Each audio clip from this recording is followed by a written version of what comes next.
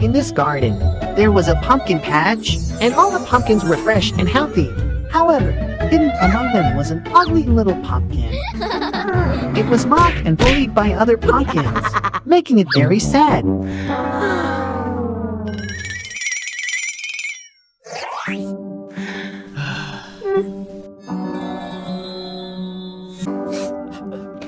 One day, a farmer came to pick up the little pumpkin. It was so excited, thinking that its chance had come. But the farmer placed the pumpkin on the table and started carving it into a scary face.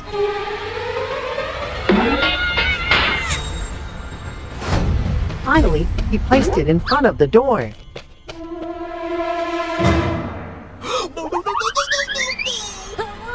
Day by day, as people passed by, they were frightened and laughed at it, making the little pumpkin even more miserable. One day, a lizard came over and looked at a pumpkin. Little Pumpkin thought that the lizard was also coming to tease him, so he was very sad and looked down. But who would have thought that the lizard smiled at the pumpkin? He then raised his hand to say hello. But Pumpkin turned away. He did not look at the lizard. After a while, Pumpkin thought Lizard had gone, so he turned around and saw Lizard bringing him a leaf full of water, watering him and dancing for him too.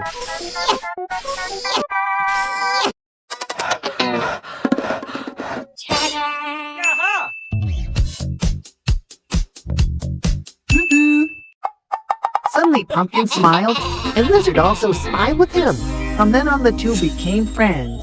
The Lizard brought food to eat with the Pumpkin. They read books together and slept together at night. Their friendship was tight and inseparable. Halloween has finally arrived. There were kids everywhere wearing scary costumes, asking for candy. Pumpkin was quite excited. Then Pumpkin started to mention to Lizard about those delicious treats. Lizard immediately patted his chest, showing that he would bring candy home for Pumpkin. Lizard sneaked into a Halloween party where children were dressing up, and then he carefully got onto a table with a lot of candy. His eyes were dazzled. With an excited look on his face, the lizard picked up the candy and started to select. From behind, two boys emerged from the table and looked at the lizard with no good intention.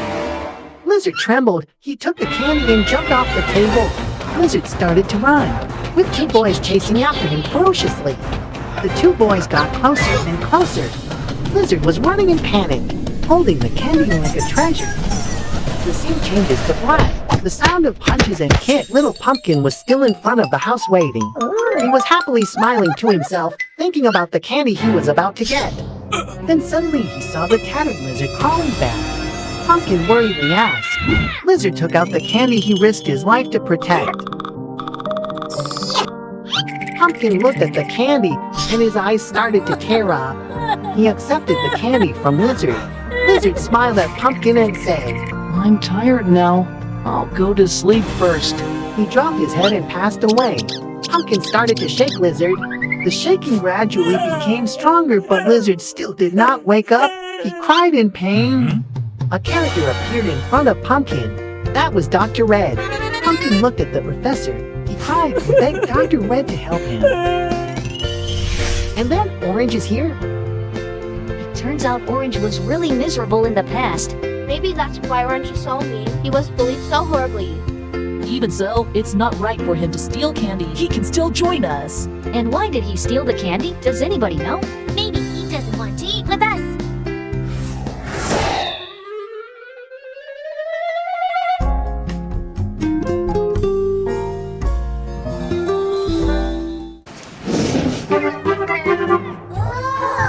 Look at these cats. All of them are so cute. Even the mother too. Such a loving family. Yeah, family is always a loving place to everyone. Nice. I bet all families are perfect like Beth.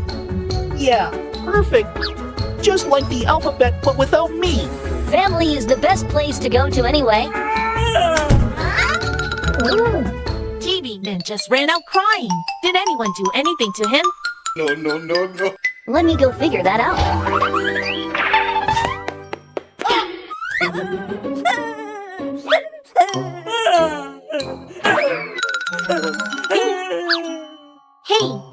man, that's okay. We are right here beside you. What's wrong? Did anyone hit you? Are you bullied or something? Just speak. We gonna tell Mr. Red.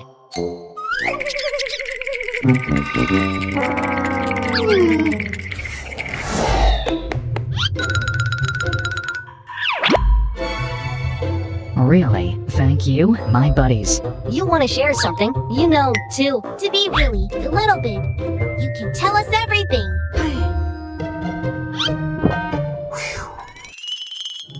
A while ago, I was just a little boy, living a happy life with my parents in a relatively crowded town.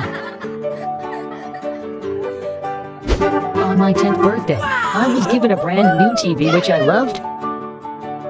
Every day, I would spend my time after school watching my favorite shows on that TV. Then, an accident came and took my dad away from us.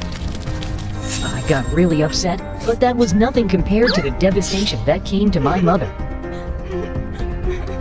She did not care for me anymore. Our home got cold and there are no more laughters to be heard. One day, she came home with a stranger in hand and told me he would be my new father. It was not an easy truth to swallow for me. He was violent. Every now and then, he would come home, hit me while my mother just stood by and do nothing. After a while, they had a daughter, which gave me hope that the abuse would stop because of their newfound happiness. But I was wrong. It only got worse afterward. The more he loved my stepsister, the greater the hatred he spent toward me. I was buried in pain, mentally and physically. Nothing soothed me besides my beloved TV. Then life happened. The economy broke down and everyone struggled to make ends meet. My family was not out of that equation. Stuffs keep disappearing from our home just to be sold one by one. And that day finally came. I returned home to see my stepdad bringing my TV out of the door. I was shocked and immediately took the TV back and ran away. I ran and ran, far from everything I know, into a nearby forest. On the way, I was hit by someone's car so violently that I passed out. My skull cracked and darkness dawned over me. I woke up to a lone bed in a stranger's warehouse. Heavy-headed, I looked around and seen no one that I know, not even the TV I love. I took the chance and ran home. On my way home, people kept giving me strange looks. Some even got scared and ran away from me. I had no idea why. When I came home, I saw my mother with my stepsister in hand. I tried to come to them, but then I stopped. My mother was giving me that look too. My sister screamed in terror while mother asked me, Who the hell are you? I told her, "It's me, your son right here." She picked up the phone and prepared to call the police while her husband approached me with a baseball bat in hand, telling me to get out immediately. Then, at that moment, I saw myself in the wall mirror. I was no longer me, but a man with a TV for a head. I tried to touch my own head and feel my beloved TV right there, where my head should be. I was terrified, my world spinning around and around to the scream of my sister and my stepdad. I ran out of the house. Everything got into a blur. I couldn't see anything anymore. I was in the middle of the road when I got hit again by that same car. My eyes darkened. I woke up in this school's infirmary. Dr. Red saved my life, and I lost my family. No, you did not. We are your family, and this center is our home. Hey.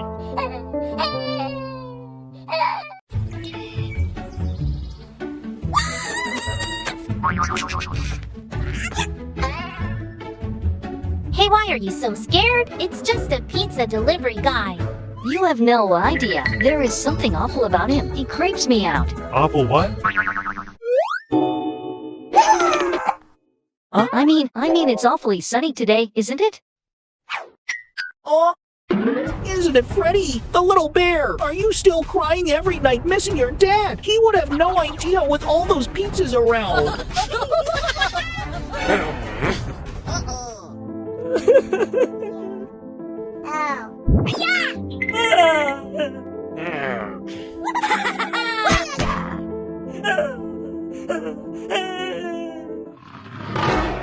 We're just following to make sure nothing happens to you. Don't be upset. Those guys are just being mean. It's not worth it. What they said, it's true though. That's nonsense. They have no business treating you like that. Turnout, you are quite the charmer, right? Yeah, anyway, what they said about my dad is actually not that far off from the truth. A few years ago, my dad opened a pizzeria, just a small one at that, but it kept him happy all the time.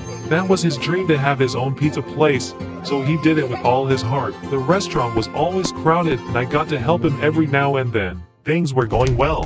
Until they came, a fox and a chicken, calling themselves Foxy and Chica. They asked for money, because the restaurant was in their territory. They said if we didn't pay them, bad things would happen to us.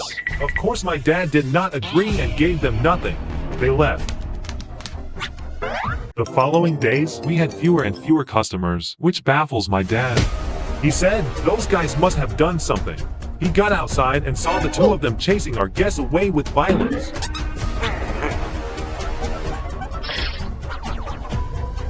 He tried to stop them, but got beaten himself. I was scared witless and could do nothing but try to raise him up afterward. Night after night, I would stand behind the door, watch my dad spend the night preparing the pizzas that no one would buy the next day. Now and then he would crumble down in an uncontrolled tremble.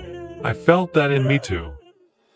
Dad's health got worse and worse and he soon passed away. The place got closed. All those events, they filled me with a desire for revenge and to reopen the pizzeria that was once my dad's. I opened the place again, tried to make the best pizza that I could, stirred up some attention. Whichever way possible. The customers came back, and along with them, the thugs too.